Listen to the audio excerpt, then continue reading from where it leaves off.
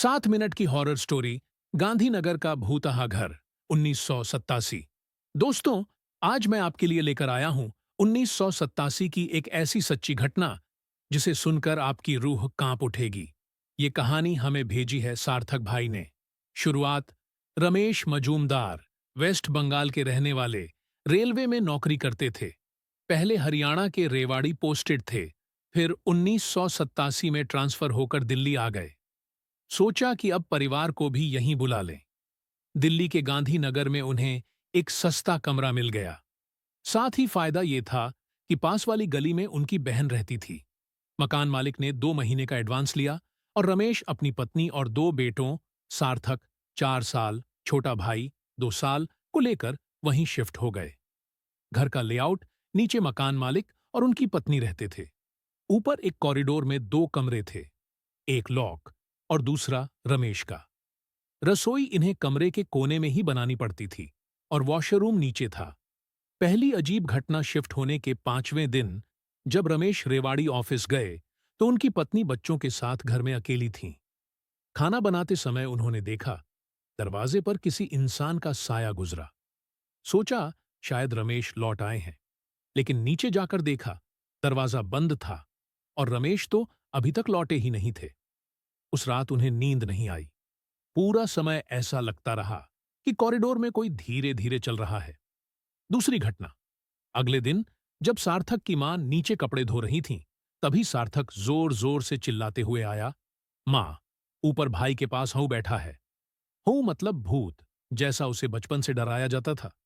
जब मां कमरे में गईं तो देखा, छोटा बेटा बेड पर बैठा खाली हवा की तरफ देखकर हंस रहा था, जैसे कोई उससे बातें कर रहा हो। डर के मारे वो दोनों बच्चों को उठाकर सीधा बुआ के घर भागी। तीसरी घटना कुछ दिन बाद, सार्थक की मां कमरे में सो रही थीं। अचानक किसी ने उनका चादर खींचा। घबराकर उठीं, लेकिन वहां कोई नहीं था।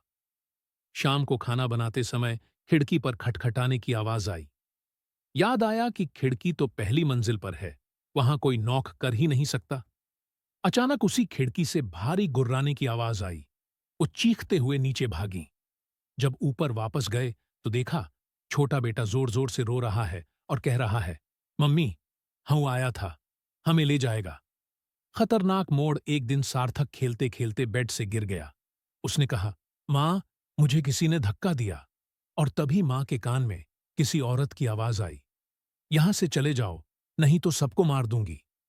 वो बच्चों को लेकर नीचे भागीं, लेकिन सीढ़ियों पर किसी ने उन्हें धक्का दे दिया। सार्थक का सिर फट गया और खून निकलने लगा। रमेश का सामना, एक शाम रमेश अकेले कमरे में बैठे थे। अचानक खिड़की पर नॉक हुआ। उन्होंने डंडे से मारा, सोचा कोई चोर होगा, लेकिन तभी माहौल बदल गया। हवा भारी हो गई। उन्होंने पर्दा हटाकर देखा, खिड़की पर एक डरावनी लड़की हवा में तैर रही थी। बड़ी बड़ी चमकती आंखें, बिखरे बाल और गुस्से में बोली, यहां से चले जाओ, नहीं तो सबको मार दूंगी। रमेश का खून जम गया। वो तुरंत कमरे का ताला लगाकर बुआ के घर भाग गए। सच सामने आया कुछ दिनों बाद। पड़ोसियों से पता चला, उस घर के मकान मालिक की एक 22 साल की बेटी थी। वो किसी से प्यार करती थी, पर घर वालों ने शादी से मना कर दिया। गुस्से और दुख में उसने उसी कमरे में फांसी लगा ली। पेरेंट्स ने ठीक से उसका क्रियाकर्म भी नहीं किया और तभी से उसकी आत्मा वहां भटक रही थी। कहा जाता है, उसके बाद भी कई हादसे हुए। एक लड़का छत से नीचे गिरकर मर गया था। सबने कहा उसे किसी ने धक्का दिया था। आखिरकार रमेश ने वो घर छोड़ दिया और दूसरी जगह शिफ्ट हो गए। सालों बाद भी गांधीनगर का वो घर दिल्ली की सबसे डरावनी जगहों में गिना जाता है। तो दोस्तों, ये थी 1987 की सच्ची डरावनी कहानी। अगर आपके साथ भी ऐसी कोई घटना हुई है तो हमें जरूर भेजें। और हां, अकेले सुन रहे हो तो पीछे मुड़कर मत देखना।